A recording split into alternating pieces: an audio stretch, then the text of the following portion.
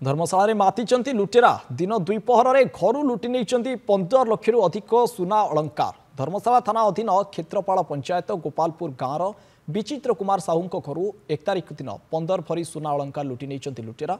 घरे कई नथिबा बेले 2 जण दुर्बृत्त ग्रिल भांगी घरे पशि गडरेजु सुना अलंकार लुटि फेरार होते। इने धर्मशाला थाना लिखित अभियोग पर भी पुलिस पक्षर कौन कार्यानुष्ठान निया जाउ नथुबा अभियोग करिसेंती विचित्रांक परिवार। दिन द्विपहर एभली लुट हेउतिबारु स्थानीय लोकंक मध्यरे असंतोष देखा देछि। एथिप्रति पुलिस दृष्टि देई लुटेरांक विरुद्ध दृढ़ कार्यानुष्ठान नेबाकू दाबी होइछि। से घर को जिते आइले देखिले घर खोला, घर ताला पड़ता, घर कौन खोला अच्छी दौड़ी घर भितर गला बेलू 2 जण के अजणा व्यक्ति घर छात उपरକୁ चढ़ीगले।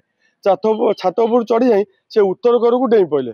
किए डेई पड़ा बोली भाउज पुणी दौड़ी पदा को पलि आसला बेलू 2 जण से जो ठिया होता कार रे बसिकी 2 जण व्यक्ति चलीगले गांधी छक आड़। आम तो भयभीत होइछु हुए तो आमको से मारी दे पारंती किछ नहीं। आज जदि से एटार किछि स्टेप न नउचन तो पर स्टेप रे से मर्डर कले भी किछि प्रशासन बुझी पारिबनी।